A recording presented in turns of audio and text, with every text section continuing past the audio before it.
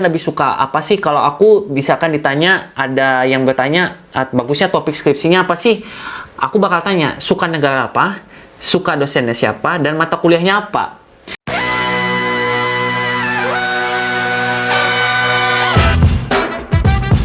Halo, selamat datang semuanya. Selamat datang di konten terbaru saya yang saya namakan dengan konten argumen. Ini saya dedikasikan untuk kita membedah atau menggali tentang hal-hal yang menarik dan positif yang tentu saja bisa memberikan kita ilmu dan manfaat.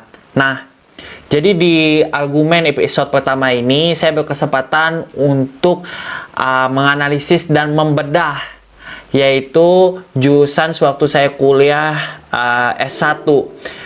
Waktu S1 saya mengambil jurusan ilmu hubungan internasional. Nah, banyak hal yang menarik yang sebenarnya terjadi di jurusan ini kayak gitu. Selama kurang lebih saya kuliah kira-kira sekitar 3 tahun 7 bulan di ilmu hubungan internasional. Saya masuk waktu itu di bulan September tahun 2015 dan lulus di bulan Mei tahun, atau di wisuda di bulan Mei tahun 2019. Nah, waktu itu saya ujian skripsi sekitar bulan Maret, yaitu Maret tanggal 1. Nah, selama 4 tahun kurang lebih, jika kita bulatkan, itu saya banyak mendapati banyak hal yang menarik dan merubah, entah itu pola pikir, entah itu cara pandang, entah itu juga bagaimana kita menghadapi suatu dinamika kayak gitu, dan juga menghadapi fenomena-fenomena. Nah, yang membuat saya juga akhirnya memiliki rasa ingin membagi atau bertanggung jawab untuk kiranya ilmu ini yang saya dapatkan ini bisa saya sebarkan juga ke teman-teman. Nah, makanya saya namakan ini, konten ini menjadi International Relations 101, atau kira-kira hal apa saja sih yang berkaitan dengan jurusan ilmu hubungan internasional, dan hal apa saja yang kira-kira minimal kita harus tahu ketika kita ingin masuk ke jurusan ini atau mengenal jurusan ini. Nah, saya sudah melihat dan bertanya juga kayak gitu di Instagram saya melalui fitur Snapgram. Saya tanyakan pertanyaan di sana, kira-kira apa nih sih yang menarik yang bisa kita bahas di jurusan ilmu hubungan internasional. Nah, banyak yang bertanya tentang sebenarnya di HI ini pengalaman apa saja yang bisa kita dapatkan, kemudian juga apakah kita memiliki perubahan pola pikir setelah masuk di HI, kemudian juga peluang pekerjaan. Ini salah satu pertanyaan yang paling banyak ditanya. Nah, kemudian adalah juga tentang mata kuliah HI yang berpengaruh. Nah, maksudnya berpengaruh ini itu fundamental kah kayak gitu dalam pola pikir kita. Kemudian juga ada tips dan trik sewaktu kuliah di ilmu hubungan internasional supaya produktif katanya. Supaya ketika kuliah kita bisa mungkin aktif organisasi, atau aktif juga kita bisa hangout, atau bisa kita nongkrong. Waktu itu saya di Yogyakarta, mungkin bisa explore ke pantainya, bisa kita pergi ke daerah Gunung Kidul, kita bisa menikmati pantai, pergi ke situs-situs wisata yang ada di Yogyakarta, tetapi juga kita bisa menjaga nilai kita atau juga bisa bersosialisasi. Dan kemudian juga setelah lulus ini, apakah kita bekerja atau S2 atau bagaimana? Karena ada banyak pertanyaan, apakah ketika kita masuk HI peluang kerjanya hanya bekerja di Kementerian Luar Negeri atau menjadi diplomat atau hal-hal yang berbau internasional. Nah, mari langsung kita simak saja mungkin dari hal pertama yang perlu kita ketahui. Nah, di kesempatan kali ini, pertama-tama kita akan membahas tentang sebenarnya kuliah di ilmu hubungan internasional itu seperti apa sih kayak gitu. Nah, jadi sebelum itu kita harus paham dulu terkait sejarahnya HI. Nah, HI ini pertama kali muncul itu saya sudah riset, itu pertama kali pada tahun 1918.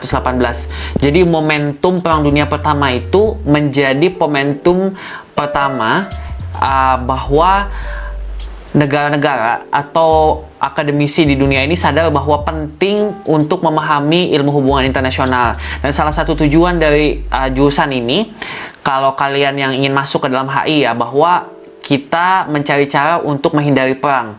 Jadi bagaimana menghindari konflik itu dipelajari di jurusan ini kayak gitu. Jadi bagaimana menghindari konflik itu dipelajari di jurusan ini. Nah, jadi pertamanya itu pada tahun 1918. Nah, jadi pertama namanya adalah di Universitas Aberystwyth itu di Wales. Nah, yang memberikannya berdasarkan dana hibah dari First Baron Davies, yaitu Mr. David Davies. Nah, sehingga pertama kalinya ada jurusan ilmu hubungan internasional, atau kalau di sini pertama kalinya ada dosen yang mengajarkan tentang jurusan ilmu hubungan internasional. Jadi jangan lupa bahwa pertama kali HI itu muncul pasca Perang Dunia Pertama, kayak gitu. Nah, kemudian saya juga telah meriset nih, jadi banyak pertanyaan tentang sebenarnya di HI ini kita akan belajar apa aja. Nah, di HI itu akan banyak belajar mata kuliah. Selain misalkan kita juga belajar kayak matematika, selain kita akan belajar juga tentang teori ilmu hubungan internasional, nah kita juga akan belajar juga tentang filsafat. Nah, jangan dipikir bahwa ketika berpikir filsafat ini, wah langsung berpikir pusing, ini adalah suatu hal yang sulit untuk disentuh. Tidak. Nah, di dalam HI, kita akan belajar tentang filsafat atau filosofi, atau yang berasal dari bahasa Yunani, yang kita terjemahkan secara lengkap, yaitu how to be wise, atau bagaimana caranya untuk menjadi bijak. Nah, jadi HI ini kan kita mempelajari tentang problem solving. Nah, salah satu mata kuliahnya yang pernah saya ambil di semester 6 adalah manajemen resolusi konflik. Nah, waktu itu di mata kuliah manajemen resolusi konflik, kami belajar tentang bagaimana menyelesaikan konflik.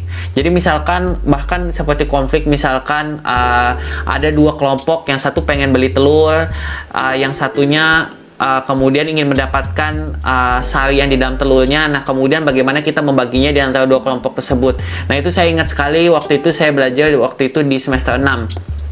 Nah, kita juga belajar tentang mata kuliah di masalah di negara berkembang. Nah, ini ada kaitannya dengan, ada yang pertanyaan juga yang bertanya tentang di HI itu pelajaran-pelajaran apa yang menarik. Nah, bagi saya yang menarik itu ya salah satunya adalah masalah di negara berkembang.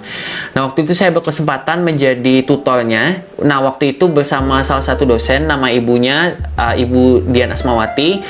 Beliau adalah dosen yang saya hormati dan salah satu dosen penguji seminar proposal dan skripsi saya juga. Nah, jadi waktu itu kami ingat sekali, waktu itu kami perjalanan ke Bumi Langit. Jadi Bumi Langit itu ada salah satu tempat yang ada di Yogyakarta. Nah, dia spesial, mereka itu membudidayakan dan hidup dari alam. Jadi kayak mereka makan makanan yang memang tanpa ada zat-zat kimia, kemudian juga hidup dari pembangkit listrik tenaga gas kalau tidak salah, dan juga dari tenaga surya, dan memang intinya hidup dari alam. Nah, sewaktu itu membuka pikiran saya lagi, oh HI ini ternyata dia bukan hanya ilmu yang membahas tentang hubungan satu negara dan negara lain saja. Kalau definisi klasiknya kayak gitu loh. Jadi membahas tentang satu negara dan negara lain kayak gitu. Tetapi dia juga membahas tentang suatu hal yang dekat di kita. Nah, waktu itu kan saya belajar bahwa oh ternyata apa yang kayak di SDGs atau di Sustainable Development Goals kan ada 17 poin tuh. Tentang ada juga climate action. Nah, itu juga bagaimana kita merepresentasikannya atau membuatnya waktu itu di Bumi Langit itu. Oh, ternyata ilmu HI ini bisa digunakan bahkan di dekat dengan kita kayak gitu. Jadi dia bukan ilmu yang kayak di atas awan kayak gitu kita berpikirnya bagaimana mengaplikasikannya, tapi dia sebenarnya sangat dekat di kita. Nah, saya akan berlanjut sedikit tentang kayak semacam suatu hal yang menarik banget atau melekat di HI, yaitu kalau orang masuk HI ya jadinya diplomat. Nah, memang benar. Saya sepakat bahwa banyak orang yang ingin bercita-cita jadi diplomat. Saya pun tidak menolak jika Allah memberikan atau Tuhan memberikan kesempatan untuk menjadi seorang diplomat.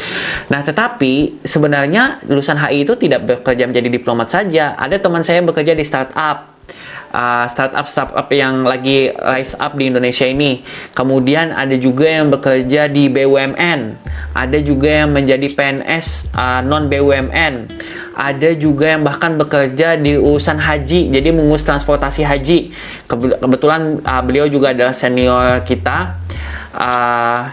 Dan ada juga yang menjadi researcher, ada juga yang bekerja di NGO, ada yang juga menjadi pengusaha, ada yang juga kembali dekat dengan alam kayak gitu loh, meneliti dekat dengan alam kayak gitu.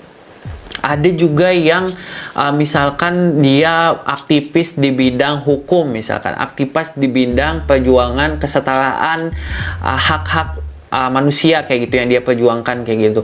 Sehingga HI itu memang karena namanya ilmu hubungan internasional, orang bakal memikir oh ini kita akan membahas tentang apa yang ada di internasional saja, tapi pada faktanya dia juga membahas tentang hal-hal yang dekat. Sebagai contoh nih, saya belajar tentang problem solving. Nah, waktu itu ingat banget saya salah satu contohnya itu adalah krisis Teluk Babi. Waktu itu krisis antara Amerika Serikat zamannya Kennedy dengan Kuba waktu itu zamannya Fidel Castro. Nah, jadi saya belajar di situ juga di dalam bukunya Profesor Bapak Muhtar Mas'ud. Bukunya sangat terkenal.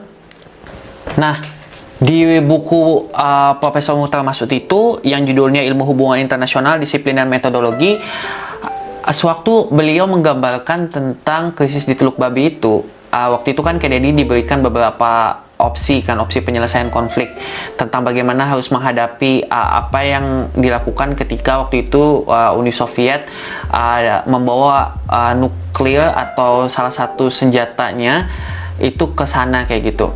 Nah, waktu itu saya berpikirnya bahwa apa yang dilakukan Kennedy apa yang dilakukan Presiden Kennedy itu sebenarnya dia juga dekat dengan kita, tapi bagaimana kita itu bisa menjelaskannya misalkan dalam bahasa-bahasa yang lebih gampang. Sebagai contoh, waktu itu beliau anggaplah menghadapi dilema. Kita pun sebagai manusia bahkan menghadapi dilema. Sebagai contoh ya, kita menghadapi dilema apakah kita ingin rapat ataukah kita ingin misalkan istirahat. Nah, lalu kita menimbang pros and cons-nya. Nah, waktu kita timbang itu, kita tahu nih, oh ternyata aku lebih baik rapat kayak gitu. Tapi nanti habis itu langsung istirahat, jangan begadang. Nah, ilmu-ilmu seperti itulah yang dipelajari di ilmu hubungan internasional. Ya, dia bagaimana kita juga dilatih untuk membahas suatu hal yang memang sifatnya luas, tetapi kita bisa simplifikasikan di dalam kehidupan kita sehari-hari. Nah, jadi dia memang melatih kemampuan kita untuk menganalisis dan problem solving.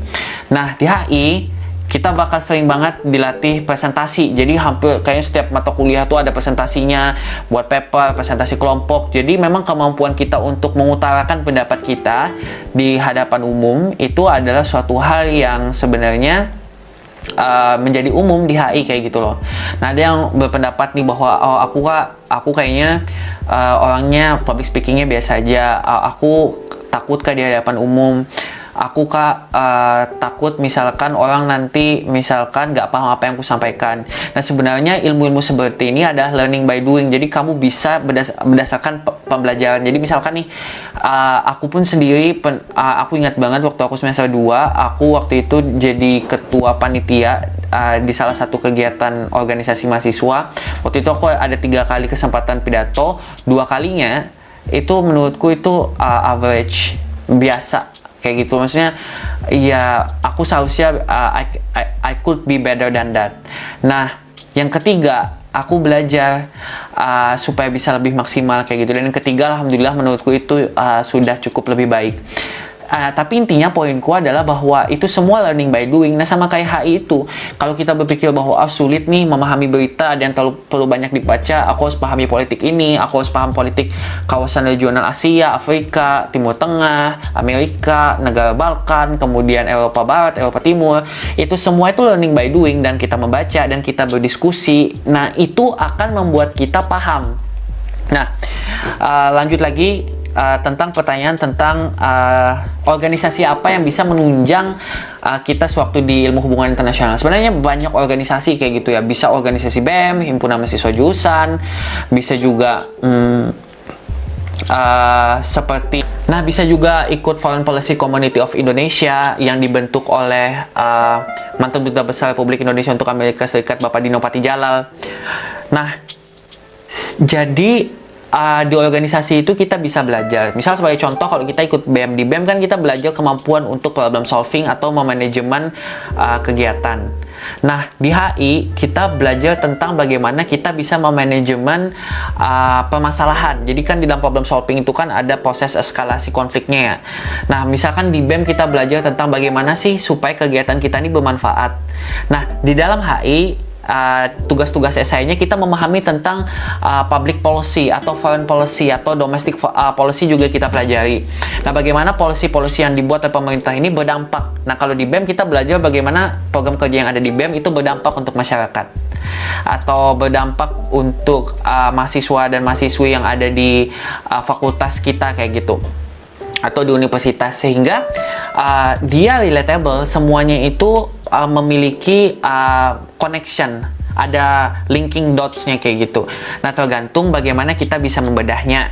Nah, kembali lagi, yang penting di HI itu adalah jangan malu bertanya. 1001 ya, baru beliau menemukan penemuannya kayak gitu, yang begitu terkenal, yaitu kalau tidak salah penemuannya adalah lampu. Nah, sehingga kita bertanya kepada diri kita sekarang kayak gitu, bahwa ini semua adalah proses learning by doing. Nah, lanjut, kemudian ada pertanyaan tentang, lebih tepatnya tentang tips dan trik kuliah di HI. Nah, sebenarnya kuliah di HI ini kan dia memberikan kita kesempatan a variety of chances. Jadi sebagai contoh, masuk HI kita memiliki kesempatan juga untuk membuka horizon pemikiran. Nah, ada yang bertanya, ketika di HI ini apakah apa yang merubah diri saya kayak gitu. Nah, yang pasti di HI itu membuat diri saya pribadi itu memiliki pemahaman tentang kedisiplinan. Jadi ada banyak ya kita menganalisis tentang, misalkan ada perdebatan A dan perdebatan B, tapi perdebatan itu tidak berdasar. Maksudnya tidak ada data saintifiknya, tidak ada misalkan juga risetnya yang jelas kayak gitu. Nah, di HI itu kita mengutamakan itu. Jadi sehingga kita menjadi objektif. Memandang masalah itu tidak bisa kita langsung membawa perasaan, oh tiba-tiba ini salah karena aku I just hate him or her, I just hate them kayak gitu. You cannot do that. You need to be as objektif as possible. Karena kalau kita tidak objektif, nah itu akan membuat kita bias. Walaupun memang di HI kita tahu sama-sama bahwa kita belajar juga bahwa national interest dari suatu negara itu adalah hal yang utama. Tetapi kita sebagai orang yang belajar di HI tahu bahwa memandang suatu masalah itu tidak hanya bisa melihat dari lapisan satunya. Ada lapisan 2, lapisan 3, lapisan 4-nya, kayak macam burger kayak gitulah. Ada banyak lapisannya. Jadi kita tidak bisa menghakimi satu hal itu tiba-tiba saja. Nah, makanya di dalam HI kita juga bisa menggunakan pendekatan meta-analisis atau pendekatan dengan multi penelitian atau multidisiplin kayak gitu loh. Jadi sehingga kita bisa mendapatkan hal yang benar-benar objektif.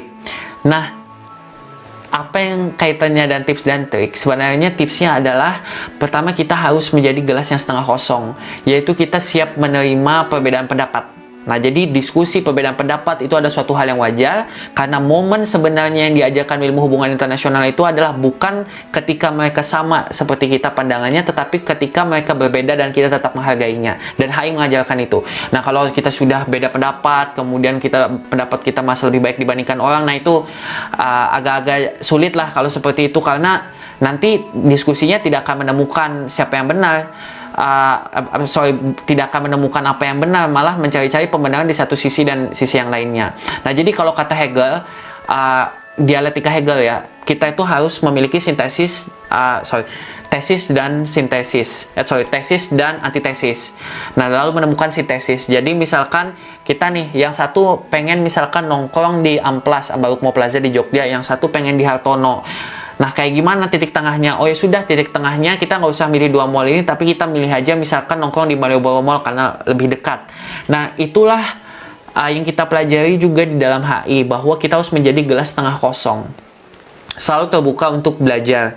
Nah, kemudian juga kita belajar tentang bagaimana nilai tentang keterbukaan pendapat. Nah, di HI kita belajar menghargai perbedaan pendapat orang. Ada kaitannya dengan gelas setengah kosong tadi. dan juga bagaimana perbedaan pendapat kita itu malah menjadi suatu keuntungan bagi kita. Dan sebagai contoh seperti ini, ketika kita kerja kelompok menganalisis tentang kebijakan, kenapa Presiden Obama misalkan menyebut kata nasi goreng dan sate di dalam pidatonya. Nah, satu berpendapat, yang satu untuk menyanjung hati Indonesia, yang satu misalkan berpendapat bahwa ya Pak Obama, ya Presiden Obama ya memang tidak ada interest di situ, cuma menyampaikan bagaimana beliau ingat, apa yang beliau ingat tentang Indonesia. Nah, sebenarnya bagaimana kita mengambil titik tengahnya itu menjadi sebuah analisis dalam paper itu seperti itu.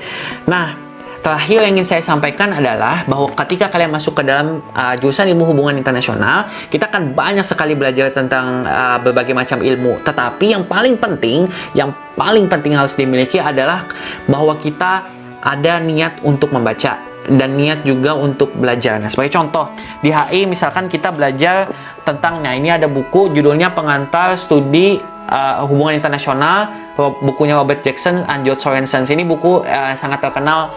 Saya ingat banget, terima kasih Pak Sugeng. Waktu itu dosen saya Pak Sugeng di mata kuliah Pengantar Ilmu Hubungan Internasional semester 1 menyarankan kami untuk memiliki buku ini. Jadi ini adalah buku yang harus kita pahami untuk memahami HI lah kayak gitu. Nah, ingat, kalau ini terlihat terlalu berat, terlalu tebal, sebenarnya supaya cepat paham adalah kita berdiskusi dengan teman-teman. Yang lain baca, kemudian kita tukar pikiran. Nah, kayak gitu. Karena diskusi itu kayak kita baca buku itu, kita mengambil batanya, diskusi itu semennya, supaya batanya itu kuat. Nah, tapi saya juga belajar juga. Ini salah satu buku yang saya rekomendasikan juga, buku dari Bapak Eko Prasetyo tentang orang miskin di dalam sekolah. Jadi kita belajar juga tentang bagaimana pembangunan di dalam negeri itu, bagaimana dia membentuk tentang sumber daya manusia. Nah, jangan bilang HI tidak belajar tentang politik dalam negeri, karena kita juga sebenarnya politik luar negeri kita itu adalah cerminan politik dalam negeri kita. Di rakyat Indonesia tapi juga di luar. Nah, misalkan seperti kemerdekaan ialah hak segala bangsa. Nah, lalu kita belajar bahwa Palestina itu juga punya hak untuk yang sama untuk diakui sebagai negara di dunia internasional, dan kita terus berjuang di situ. Nah, di HI kita juga belajar tentang public speaking dan bagaimana berteman dengan orang. Nah, buku Dale Carnegie judulnya How to Win Friends and Influence People. I strongly recommend you to read this book kayak gitu. Karena ini saya anggap adalah buku yang kayak gimana, mengajarkan kita ilmu hidup kayak gitu loh, ilmu bermasyarakat, ilmu berteman, ilmu-ilmu yang kadang kita tidak dapatkan di dalam dunia akademik atau di bangku kuliah, tapi kita dapatkan ketika berteman. Dan ingat, kita itu hidup tidak hanya di dalam bangku kuliah, tetapi juga hidup di masyarakat. Nah, kita juga belajar, ini seperti ini, saya diberikan buku ini oleh teman saya, judulnya adalah Filsafat untuk para Profesional. Editornya Bapak Budi Hardiman, yang sangat terkenal ya kemampuannya di dalam dunia filsafat.